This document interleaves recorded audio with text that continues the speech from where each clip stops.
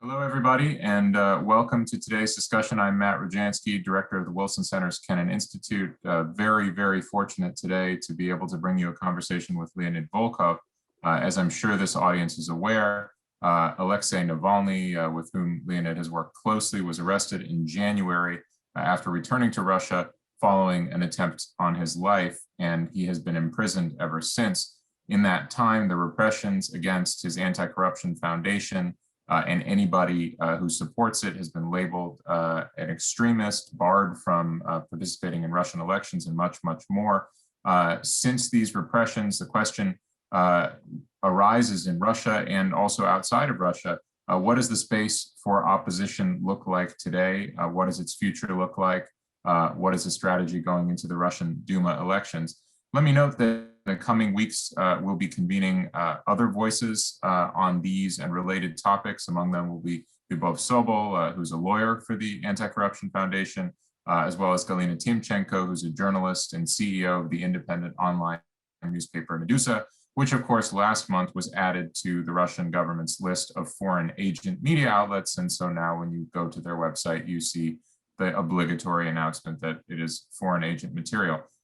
Before I introduce Leonid, let me just a couple of reminders and ground rules. If you want to stay up to date with everything we're doing, you can find that on the Kennan Institute website, including our podcasts, Kennan X and the Russia File, and our blogs, the Russia File and Focus Ukraine. During the course of the conversation, including right now, if you want to start already, you can submit your questions via email to kennan@wilsoncenter.org. That's KENNAN@wilsoncenter.org. You can tweet them at Kennan Institute, or you can post them on our Facebook page. And please do include your name and affiliation so I know who's asking the question when I pass it along to Leonid. So Leonid Volkov, of course, is the leader of the network of regional headquarters for Alexei Navalny and is the founder of the Internet Protection Society, an NGO focused on internet freedom and digital rights in Russia. He was a campaign manager and chief of staff for Navalny's 2013 mayoral campaign for Moscow, as well as his effort to register in the 2018 presidential election. He was the head of the electoral campaign headquarters in the 2018 election and later managed the all-Russian protest movement Voters' Strike. He himself served as a deputy in the Ekaterinburg City Duma and as head of the Central Electoral Committee of the Russian Opposition Coordinating Council. Leonid himself has over 20 years of experience as an IT professional running and consulting for several of Russia's largest software firms. And together with Fyodor Krashenikov, he published 3 editions of The Cloud Democracy, a book which brings together his 2 areas of expertise on how modern technology can reshape and redefine democracy and elections. And I very much hope, Leonid, that you'll address that topic as well. Without further delay, the floor is yours, Leonid. When you're done speaking, we'll get into a conversation, and please submit your questions from the audience and I'll bring those in as well. The floor is yours, Leonid. Thank you very much, Matthew. And well, I'm pleased to be once again talking at the Wilson Center at the Kennan Institute. I very much hope that this is the last time I'm doing it online. So I very much hope that the life will soon get to some form of normal and we'll be able to meet in person. And I am one of these old school guys who believes that nothing could really replace a live conversation. Still, many important events are unfolding right now, and we have to address them.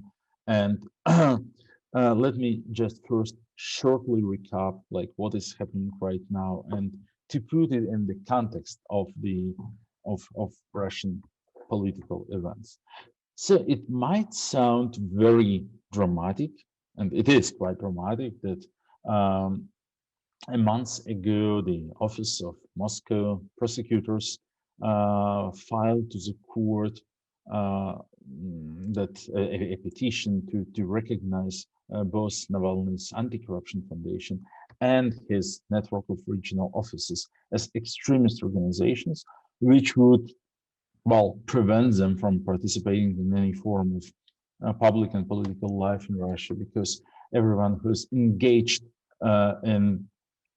in any activity of extremist organization would face up to 6 years imprisonment. Everyone who is a donor for an extremist organization would be punished by up to 8 years of imprisonment, and everyone who is an active member or leader of such an organization would face up to 10 years. So this made it very clear for us that our offline infrastructure cannot persist in the way, well, we are used to, that we have to redefine, regroup, reorganize a lot. And we launched a large and deep reorganization process, which is now lasting for a month. We have formally dissolved our regional offices, but asked them to continue operating as independent regional political organizations. And many agreed, and many are already launched their own political projects in Russian region. So we hope that the legacy of the regional networks that we've built during the last 4 years, in which me, myself, and our friends and colleagues, and Alexei himself, have invested so a lot, that this legacy will not disappear politically. For the Anti-Corruption Foundation, it's also clear that, okay, many things that Anti-Corruption Foundation has been doing are not anymore possible, but much more things are possible, especially all our anti-corruption investigation. As far as we are able to publish content online and distribute content online, we are good to go. We consider the situation so, okay, I mean, they take away parts of our offline infrastructure. So we have to build up organizational in the online to that extent that it at least compensates for our losses in the offline. It's quite challenging, but also like the COVID year has gave us a lot of lessons on how to organize online. We actually used to. Flexibility and, well, the ability to reorganize and rearrange our activities, responding to the challenges that Kremlin said was always our strong ability, and we hope this will also help us in the future. Of course, 95% of our efforts are now being concentrated around the upcoming Duma elections. They are scheduled to take place in just 4 months from now, and I hope, we all hope, that they will become a real challenge for President Putin and United Russia as political party. According to independent polling, the approval rating for United Russia is below 30% now, 27 to 28, 29, which barely corresponds to the place that the party now occupies in Russian political life. The party occupies almost 80% of the seats in the State Duma, and pretty much the same in every regional parliament. Quite unfair for a party with only 27% of popular support, or quite a gap to be filled for Kremlin's political masterminds. It's actually quite a challenge for them. And while we are sometimes being a little bit depressed with all the problems that we have to overcome, all the challenges and all the obstacles, when they freeze our bank accounts, when they detain our friends and colleagues, when they impose enormous fines on the protesters and so on. This is quite depressing because we are doing nothing bad. We are only exercising the very regular political activity, trying to participate in an election and so on. But if we consider the problems that those guys there in Kremlin are facing, well, their problems are even larger. So they have a fading popularity of their party and of President Putin himself. His approval ratings are still very high for a democratic leader, for an elected president. He is now getting somewhere around 50% in the polls, which, I don't know, like President Macron of France or Chancellor Merkel of Germany would love if their approval ratings would be that high. But for Putin, it is a new and a very uncomfortable situation. It's the best job in the world to be a dictator with 80% of approval rating. You could pose half naked on the horse. You could entertain yourself with any activity because people would like it, people would love it, and everyone will just do whatever you're saying. Now, to be such a dictator in the situation when kind of the half of the country's population hates you is not anymore that funny and comfortable, and it's not something Putin is used to. So it makes him more conspicuous. It makes him like feeling uncomfortable. It makes him thinking a lot about the challenge of the transitional year of 2024.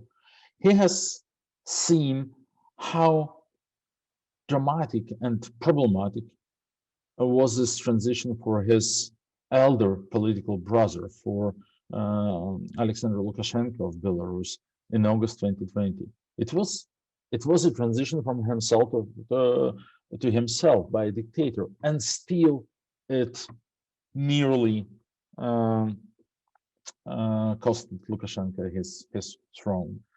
Putin envisions, I believe, that something very similar could happen in 2024. So he feels angry, he feels nervous, and he wants to be prepared as good as possible. And it means to have a sterile, a clean, a completely controllable State Duma, which will be elected in just 4 months. So we see that everything that is happening now in Russian domestic policy is defined by Putin's desire to have like a Duma which would be completely clean, like 100% of Duma representatives being like under his under control of his presidential administration, like 80% of them belonging to the United Russia. And this expectation and these tasks that he apparently sets to his administration just uh, doesn't correspond to the reality. Of course, elections in Russia are not fair. Of course, we have a long and set history of ballot stuffing and all forms of election rigging. Still, they can't do everything. Still, there are many regions of Russia where votes are being counted like normally, where opposition has a lot of independent observers who could be sent to polling stations, and their ability to steal an election is enormous and still limited. And it's not enough to fill the gap they want to fill, they have to fill. So it makes them very nervous, makes them very stressed. And people under stress, well, tend to behave somewhat hysterical, tend to make mistake. And this is our explanation for what is happening just right now. Yes, this new ridiculous law that would prohibit anyone to participate in an election whoever had something to do, whoever to some extent interacted with an extremist organization. A law that they want to be also applied, I don't know how to say it properly in English, like the laws that they would apply like back in time. So for instance, if the organization is recognized as an extremist organization, and I was doing something with this organization like 3 years ago, long before it was recognized as an extremist organization, I still would be banned from participation in an election. An enormous, a ridiculous experiment with the Russian constitution. But, well, if they consider their situation of a paranoid hysteria, it's explainable. They don't want let anyone on the ballot who is, well, who could become an opposition leader, who could be too independent in the uh, in the future years. So in Belarus in 2020, there was no independent member of the parliament. So no one could say in the very dramatic days of August 2020 in Minsk that, well, I am having my own legitimacy. I am a member of the parliament. I'm not dependent on Lukashenko. I'm ready to become a new leader of the protest. There was no one like this, and Putin wants that no one like this is there also in Moscow in 2024. It's very essential for him. But well, or what they are doing to Alexei Navalny right now, of course, this is also another example. On Monday, uh, so they have started to interrogate. They have started to interrogate very many members of our foundation, ex-employees, dozens of people who like used to participate in our activities. Uh, why?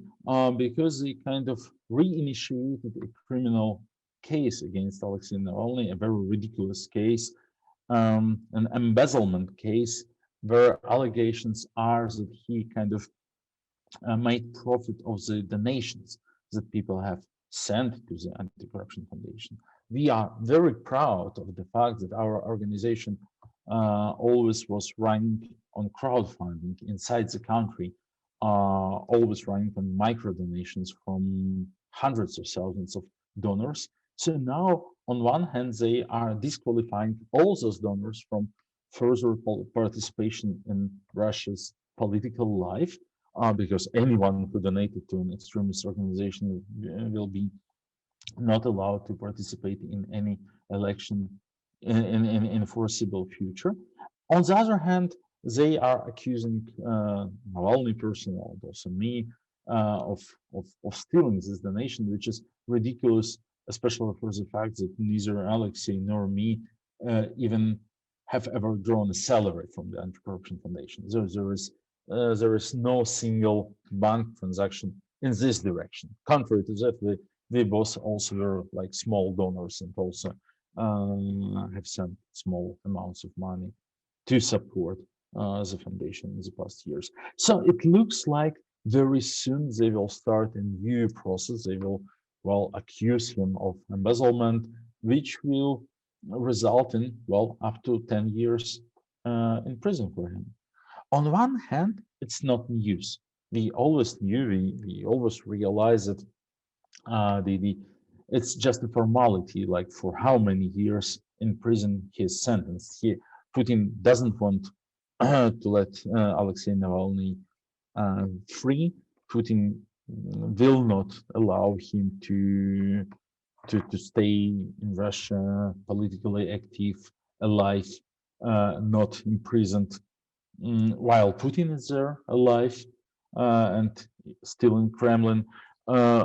So on one hand, which way exactly they would pursue to add him like 5, 10, 15, 20 years of imprisonment, it was not so interesting. On the other hand, the timing is still quite strange because, well, we all expected they will do something after the dust settles a little bit, after the Duma elections. They have time, so because now Alexei is serving like 2.5 years, so they have time to to think of something new.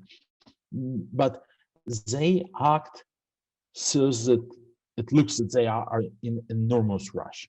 Why so? Why they are making people more angry uh, before the elections? Not clear. The only explanation is that, like, really Putin is urging them to do something, to eradicate the threat, to do something to make it absolutely impossible for us, for our political movement, to influence the outcome of the upcoming election. We believe that Putin will not succeed. We believe that the upcoming election is a great and enormous opportunity. We have our smart voting, our tactical voting strategy, which for which it is indeed essential that no our candidate is admitted to the ballot, and still we are able to meddle into the game. Still we are able to influence the outcome of the election. How? In every district, we designate a candidate who has, in our opinion, the best chances to unseat the incumbent United Russia member of the Duma, and we ask all our supporters and everyone who doesn't like Putin and Russia. So we ask everyone to support this candidate. So we endorse one candidate in every district, not uh, taking care about their formal political affiliation, about their views, about what she thinks about Stalin or what she thinks about like whatever. It's not important. The only thing that if we elect enough people who are not members of United Russia, who are not candidates support by the administration, it allows us to create a lot of mess, a lot of trouble, and it allows us to make the EU Duma less controllable by Putin and his administration. And based on the numbers that we have, based on the number of people registered with the smart voting now, we believe that we have like developed really a very strong tool to elect many independents to the parliament. Alexei Navalny uh, announced that smart voting will be our political strategy in 2018. We have applied it twice in 2019 and 2020 for regional elections. Both times we were able to win 15 to 20% of the seats. So if we are able to elect 15 or 20% of independents to the State Duma, it will be definitely well, very different political life in Russia, in our country. So despite all this paranoid hysteria by Kremlin, despite all the challenges, we are working hard. We have 4 months to go. We have to mobilize as many participants as possible for the smart voting. We have to mobilize as many independent election observers as possible to defend the result of the smart voting. And we are considering, well, we are expecting that the outcome of the election could be quite favorable for us, and it will change a lot in Russia. But of course, it's all just preparation to 2024, where the most major and important fight will happen.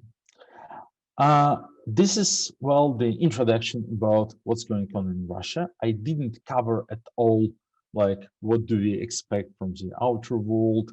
What do we think the world is doing right and wrong in dealing with Putin?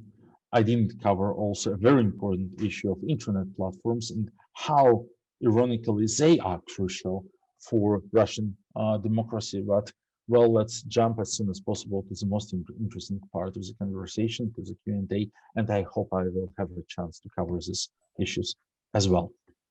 Thank you. Well, thank you, Leonid. You in fact covered quite a lot. I have plenty of questions, including, not surprisingly, about everything mentioned that you didn't talk about yet. We have audience questions. Anyone is welcome to submit more of them. Kenan@wilsoncenter.org, Twitter or Facebook. But let me start with what I actually see as kind of the most urgent question now. You were telling me a few words about it before we went live. Talk to me about Alexei's condition in prison right now, about his mental state to the extent that you're familiar with it. And let me ask this because it'll give you a chance also to bring in the international dimension. Is there any chance that he can get out with sufficient domestic pressure or international pressure? I mean, how would that work? Yes, I mean, we believe there is a chance. Otherwise, we will not be doing what we are doing.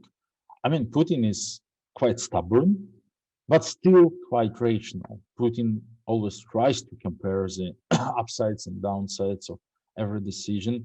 So the strategy for us is to change the situation that way that the, well, downsides of having Navalny back in prison will cost Putin more than the downsides of having him released. This is possible. We actually have done it once in August 2020 when we developed a lot of pressure which persuaded Putin to let him go, to let him be evacuated to Berlin after the poisoning.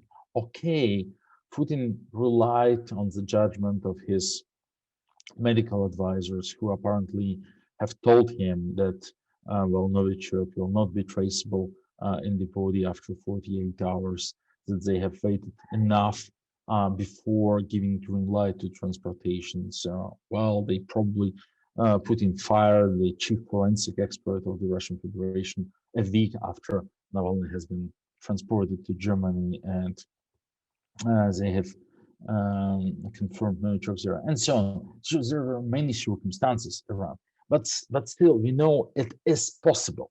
So it is possible to put enough pressure on Putin that he changes his mind.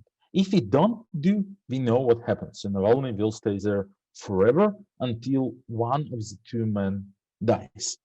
He will be either tortured and imprisoned to death because they really tried to put him in torture conditions and to make him suffer and rot there. And I'm very sure that it was literally Putin's order, like to make him suffer, to make him regret every single moment that he returns, that he dared to survive the poisoning, that he dared to publish this video about Putin's palace and so on. Or, of course, until Putin dies, because as we have discussed it many times, also, I believe, in the Kennan Institute, that it's absolutely clear, also for everyone inside Russia, that Putinism will not over survive Putin, because it's too authoritarian, too personal, built on too many personal ties. And if Putin has to go for whatever reason,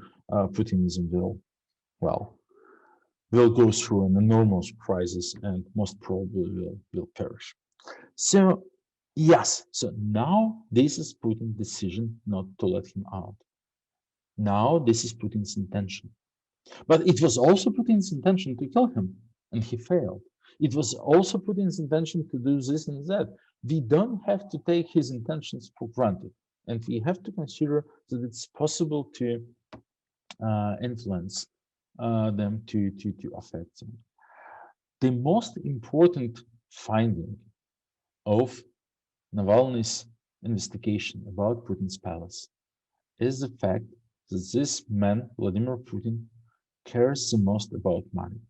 That is the most valuable insight of this investigation. The guy had 20 years of unlimited power in the richest country in the world. The guy had $3 trillion only in oil and gas proceeds. He could do whatever he wanted.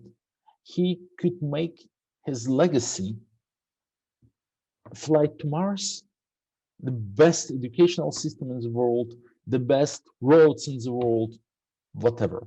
He has chosen intentionally that his legacy would be in enormous, huge Italian-style villa covered with gold and red carpets. It says a lot. And this is, I believe, something that Putin can't really forgive Navalny. That it was really like inside into his inside his head. So, and this makes us so sure, and Alexei is very sure, it's kind of something that he asked me and Vladimir Ashurkov and all our colleagues to do, like few days before he was flying back to Moscow, to push hard for personal sanctions against those who pretend to be businessmen, pretend to be just oligarchs, but are actually holders of Putin assets, like real leverage against Putin, a strong position for negotiation could be won through money, because money is something that's really important for Putin. Money is something he really cares about. This has a very practical aspect. uh, Going after this money, freezing these assets stolen by Putin and his friends from Russian taxpayers could create an enormous leverage and could affect Putin's behavior and could prevent further victims of his repressions in Russia. But it has also practical aspect for the West, because this enormous export of corruption rots and endangers Western political system. This money buys politicians, buys influence, buys newspapers, judges all over Europe, UK, sometimes also in the US. We don't actually imagine the extent of operations that Putin is doing with the money that he squeezes of Russia and he exports of Russia. It's one of the things that we are going to do, to investigate, to prove, to showcase how, to which extent are actually, to which extent like political systems of many Western countries are already contaminated with Putin's dirty money, and how dangerous this actually could be. Let me follow that up with another topic that you and I actually discussed before we went live, and that's the tension between offline and online in different ways. You talked about more pressure on offline organization means that online platforms become more important. But at the same time, it seems like in the online space, it's very clear that there are huge risks of disinformation, fakes, hacking, all kinds of manipulations, which the Russian state is very capable. They have a lot of tools in this respect. So talk about the balance between those two things, and how do you move forward when there's pressure and risks on both of those fronts? Well, we have a privilege, so to say, of being much more immune to this, because we are used to live in this toxic environment. So the Russian opposition exists within a very toxic environment since at least 2011 or even 2007, when Kremlin started to spy after opposition figures, to intercept calls and communications. Kremlin has done 1 million Watergates during the course of the last 15 years, and it led to some immunity, to better understanding. I would say that, like, an average employee of our political organization is much more technologically savvy in terms of, like, protecting their personal data and not opening phishing links, and um, not doing this and that on the internet, and double checking the information, and not uh, falling victim to fake news or to some disinformation campaigns. So a very average employee of our organization is much more immune to this as than the, like, average European politician. So, for instance, this last series of attacks, when they were impersonating me, like these Kremlin-backed so-called pranksters, but just Kremlin agents were impersonating me in order to intimidate European Western politicians. They were successful with the Canadian parliament, with Dutch parliament, Lithuanian, Estonian, Latvian, Ukrainian, with many NGOs in Europe, in the US. Like, we know about, like, 15 successful attempts and attacks of that kind. But they also tried it in Russia, and with zero success, because, like, no one believed their story and so on. Because living within such an environment, like, really makes you used to, a human being is really able to get used to pretty much anything. Let me take two of our audience questions and read them together, because I think there's a relationship there. Andreas Adrianopoulos asks whether Navalny himself, the person, is the focus of the opposition, or whether the opposition movement, has a clear kind of policy, strategy, vision for Russia's future. And then Daniel Samotis from Canberra asks, does Mr. Navalny really represent the Russian nation, or more the intelligentsia, disconnected from society, fighting its own war against a tyrannical regime? And he mentions here the Narodная Volya, revolutionaries in the end of the 19th century, others like the Old Believers. And again, he asks the question, what is Navalny's program, economic and social, to attract the interest of ordinary citizens? So again, I think they're related questions, but handle them however you like. Yeah, thank you for these questions. Well, Navalny's program, like political and economical, is published on his website. So he was running a presidential campaign in 2018, which made him to develop and to publish a very thorough program with many details and many different aspects, from like taxation reform to court reform. I don't believe I have time to cover it here, so it could really easily be read. Navalny is the leader of the opposition, and now not only a leader, but also a symbol, of course. Russia has 400 political prisoners, twice as much as the Soviet Union had after Stalin. So twice as much as were in the times of, like, when Andrei Sakharov was in exile in Nizhny Novgorod in the darkest times of the late years of the Soviet Union. We commemorate today the 100th anniversary of Andrei Sakharov. Who was he? Was he a member of intelligentsia? Yes, definitely so. I mean, Andrei Sakharov was clearly like a scientist, a very an academic from Moscow intelligentsia. Was he representative for the opposition? Yes, of course he was. And thousands of ordinary people considered Andrei Sakharov to be the symbol, to be the implementation of their hopes.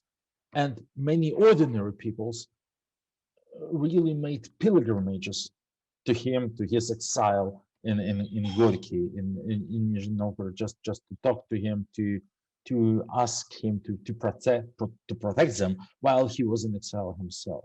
There is no contradiction, and it's also no contradiction for Navalny. In January this year, we have seen rallies in his support in 100 cities, large cities, small cities, very small cities, poor and rich, very different all over the country. And the participants of these rallies were very different people. So it was really a popular movement, and Navalny is a leader of a popular movement, which represents like all layers of the society. That's very clear for us. And now I think that the gravest mistake that Putin did, while Alexei Navalny is in prison, and while he he is becoming more and more of a symbol for hope, because kind of Putin pointed to him and announced it publicly aloud. This guy is my main rival. So everyone who's unhappy with Putin, for whatever reason, they were very different, and there are very many very different people unhappy with Putin, and they were very fragmented, and they didn't know where to go. Now Putin has shown them the way, explained to them that if you are unhappy with me, go with this guy. He's my enemy number one. So Navalny is just one of 400 Russian political prisoners, but he symbolizes all of them because of what he achieved with surviving the poisoning, with his political career, with his investigations, and so on. I think he deserves this place. So now we see such a transitional moment in Russia, such a change, that yes, the whole opposition movement is more and more crystallizing and building up around Navalny. So 5 years ago, we could speculate that, well, he is one of the opposition figures, but there are many others. Now, well, this would be not serious. It's really, you make a very good point about Putin's choice. It's incredible that he did this on the 100th anniversary, essentially, of Sakharov, breaking from his tradition of many years to not talk about Navalny at all, to sort of dismiss him. And now he has basically put him in this place of, as you say, of leadership, de facto leadership of the opposition. Yeah, please. And it's also proven by polling for the first time, actually, in the recent years. So Navalny is barred from any election since 2013. He was not allowed to participate in presidential election 2018. But now in electoral polls, he is clearly in the second place for the first time. It never happened before. It started to happen only now, that for Russian citizens, he is kind of the presidential candidate number two. Well, still far behind Putin, but this is a guy who is imprisoned and who is actually not allowed to run in an election. Still, he's the second popular, well, politician in the country in terms of electoral politics. Today, there is a very nice and very fresh joke from the Russian internet, uh, because today they had a second hearing of this ridiculous law which would not allow anyone to participate in any election for being kind of for dealing with an extremist organization. And for the second hearing, they proposed that even those who are supporting an extremist organization online, like tweeting about an extremist organization, should also be disqualified from participating in an election. And the joke is that now, finally, we got an explanation why Vladimir Putin never called Alexei Navalny by name. He just doesn't want to be disqualified from an election. Okay, so speaking about elections, let's talk just a little bit about the upcoming Duma election. Just two questions for me on that. I mean, the first is, I know you yourself served in a city Duma. You talked about, a sort of very different political life if a certain percentage of independent Duma deputies could be elected, even not a majority, just say 10 or 15%. What's the point? What would that really achieve? And the second question, say a little bit more, if you can, about the standards for selecting smart voting targets or smart voting candidates, other than just, are they not part of the regime? Well, the first and the most important thing is that they are not part of the regime, that they could remain independent when elected. Because, well, sometimes it's very easy to indicate who is part of the regime in every district, because, well, this is someone who's, even if they don't formally belong to United Russia, when they are supported by the local administration, if they're like, election billboards appear in the city, which could only be done by approval of the local administration. Well, it's very clear they are the administrative candidates, so they could not be supported. But we have to select someone else then, and usually we rely on our network of supporters. We ask them, whom do you know, who is more visible, who is doing more to compete, to combat the incumbent members of parliament. Yeah, normally United Russia just tries to re-elect the incumbents, and who is visible, who is actually campaigning. We also include some historical data in the mix. We consider the results of the past elections to see who could be the best performer against the United Russia candidate. We also include polling and like sociological research, polling data in the mix. And it helps us, so we have kind of mathematical model which helps us to define who could be the best competitor for the United Russia candidate and be relatively independent. Now, what happens when the independents are elected? Normally, they are independents, but they still belong to one of the three formally existing opposition parties. So in Russia, we have like a also very ridiculous system, and there is a United Russia, and there are three parties which represent the opposition, but uh, ironically, they kind of uh, comply with United Russia on pretty much everything. So this is so-called systematic opposition. The three parties that are also completely under control of the presidential administration. The parties as administrative structure, but not every member of them, of course. And we've seen on many occasions that when members of those formally opposition parties are being elected and they become a majority, that they are able to recall that, wait, actually, we are independent. We are not members of United Russia. Why do we have to comply on everything? United Russia has enormous leverage when it's a majority. Well, the minority can do a lot, and it's the survival strategy for them to agree upon everything with United Russia. But if they become a majority, things start to change. This happened in Khabarovsk when LDPR became a majority.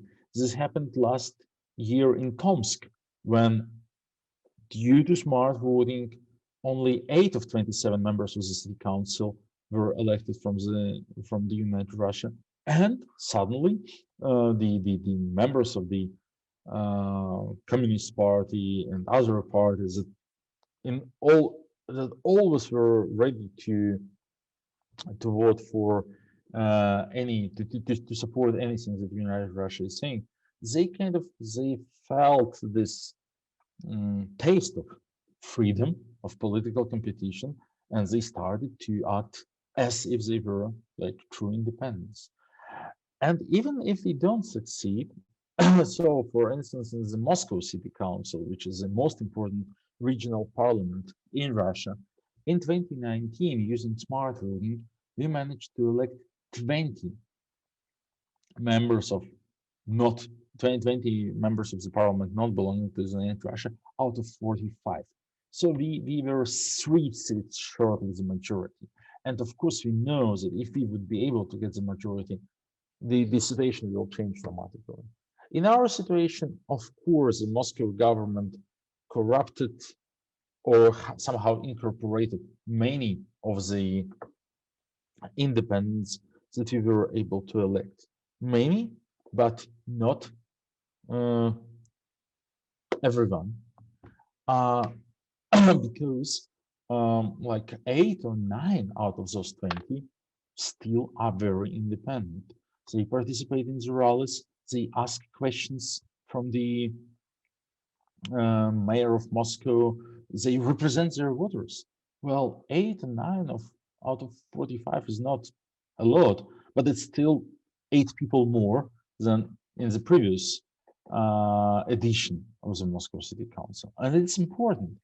People feel that they are represented, and those independents in the parliament are acting as political leaders, and they can act independently. And if there is a transition, if there is some struggle, if there is some turbulence, they could act as independents. They could become also points of crystallization of protest activities and so on and so on. So it's very important to have someone who derives their legitimacy, not from Putin. Let me ask Leonid a question from Joe Kaslas, an independent political analyst, who asks, is there a flow of information and opinion online coming from Ukraine, Belarus, Baltic states to Russia? Does that information reach ordinary Russians? And does it have any positive effect for reform in Russia? And by the way, let me ask the exact flip side of that question from Daniel Scharf at Oxford, who asks, how should RT be viewed? more generally the Russian government's internet and broadcasting? Well, RT is not journalism. It's propaganda, disinformation, and information warfare vehicle. So they try to present themselves to be journalists. They are not. They are just a warfare vehicle of the presidential administration, like plain and simple. And they don't follow any journalism standards. What they produce and run is disinformation, and they have to be treated accordingly. And now for the Russian language information from Ukraine, Baltic states, uh, we don't see that it reaches ordinary Russians. I mean, well, of course, some Russians have like relatives or friends in Baltic states or in Ukraine, and of course, it helps them to keep their um, perception of the world more like multipolar. That's definitely so. But it's not a significant amount of Russians, unfortunately. Still, about 50% of Russian voters are victims of propaganda. About 50% still adhere to what television is saying, still follow the political news, first of all, on the internet. But this number decreases and rather fast. So approximately 5 points a year. So next year there will be 45 and then 40% and so on. So can I just quickly on that point, how big do you estimate the potential audience for the Foundation for the Struggle with Corruption videos or independent political messages? I mean, clearly it's not 100 million people. Is it 50 million? Is it 10 million? Well, it's a good question, but it's not so easy to address. So we have a core audience of 5-6 million people who kind of follow us like immediately. So whatever Alexei Navalny wants to say, or whatever Anti-Corruption Foundation is releasing, it will reach this 5-6 million people in any way. So in the next few days, they would read it, listen to it, or watch it in this or that forms. These are people who kind of um, consume information offline or online and like follow well our political agenda also. This is a lot, but this is still like 5-6% of Russian voters, of Russian adult population. Now this is the core, and what we always try to do is first to increase the core, and second to use this core as our media to reach out to wider layers of population. Sometimes we succeed. It was with the Putin Palace investigation because of the subject, because of all the circumstances, but it enjoyed much larger, much broader reach because like members of the core were so ignited by it that they started to show it, to translate it to their friends and relatives and so on. You have to see it. And of course, like people, supporters as a media are the most effective, as the most efficient media, because like even those people who follow the television and rely on the television propaganda, they are ready to talk if their friend, close friend or relatives is saying, look, I've seen something, you have to see it, and it's important and so on. So it was always such a dual strategy for us to expand the core, and we are doing good. So it has grown enormously. It was never near like 5-6 million people even 2 years ago. It's growing fast, and to ask this core to serve as our media during electoral campaigns, during information campaigns for the smart voting now and so on. This is sometimes we manage to achieve if sometimes we manage to achieve it, sometimes not. It depends very much on the subject. So in the interest of time, I'll make this the last question, Leonid. It's very important to me. I think it's important to a lot of our American listeners.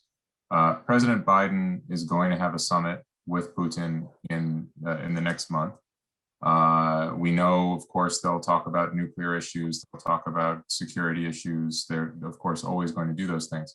But we also know there's a history. I mean, we mentioned Sakharov, right? There's a history of American leaders talking to leaders in the Kremlin and getting political prisoners released. How, given that Navalny himself is in prison and there are 400 others in Russia, what would be your advice in terms of how to approach that negotiation with the most effect? Yeah, thank you. That's a very important question indeed.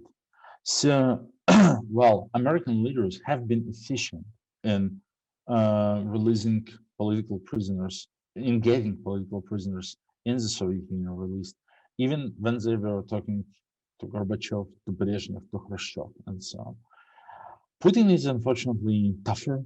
Putin is more cruel, and um, unfortunately, what we have learned in the past years, he considers any uh, open approach, any attempt to build bridges, any appeasement, he considers it only as a sign of a weakness. Unfortunately, that's not good, but it's just a fact that we have to face. He only understands when someone is talking to him from a very strong position, having a strong leverage. This could force Putin into a negotiation. And if President Biden wants to achieve something, he has to take like very strong a power position in this upcoming summit. Otherwise, Putin will once again think that no red lines actually exist, that he actually could do whatever he wants, and the West will still remain deeply concerned, gravely concerned, and so on, so on, so on. It is said, and I mean, I believe it. It was actually kind of reported by a reputable journalist that Putin's favorite TV series is House of Cards. That he can, but I mean, he's not a well-educated person. He does. I mean, he used to live in the German Democratic Republic in 1985, but he never used to live in the Western society. He doesn't know how things actually working. He believes it to be like the true model. And House of Cards is about hypocrisy. So it's about like politicians saying aloud one thing that they have to say and doing very different things. Putin is a strong believer that those Western leaders have to say something about freedoms, fair elections, independent courts, freedom of assembly, liberal values, and so on, because they have to say it is bullshit for their listeners, for their voters. But they don't believe it, of course, that they are like him, that they care about money, about Russian oil and gas, and about all these things. And every time Putin sees a soft approach to him, like let's try to talk, let's find where we could cooperate, he is being reassured, and this his hopefully false belief. He people try to find some point where they could negotiate with him, and Putin says, okay, this is yet another hypocrite that really would let me go with everything I do, would of course publicly condemn me of my crimes, but next time I do whatever I want, even if I apply chemical weapons, even if I like break any and impossible international treaties, they would just let me go. This is unfortunately like a very bad um, spiral that it's doing new loops. And I very much hope that President Biden will be able to not to make another loop of this, because if he does, then the red lines are yet once again shifted. Well, I think you're not the only one who has that hope. And I think most of all, we all hope for the release of all of those prisoners, but certainly Alexei Navalny as well. Leonid, thank you so much for taking the time to talk with us. Thank you to the audience for your great questions. I apologize to those I didn't get to. And please stay tuned. Next week, we'll have a conversation on Tuesday for the 100th anniversary of Sakharov. And I mentioned we'll have Galina Timchenko and Dubov Sobol as well in the next couple of weeks. Leonid, thank you so much again. Please take care. Be well. Thank you so much, Matthew, and thank you, everyone. Bye.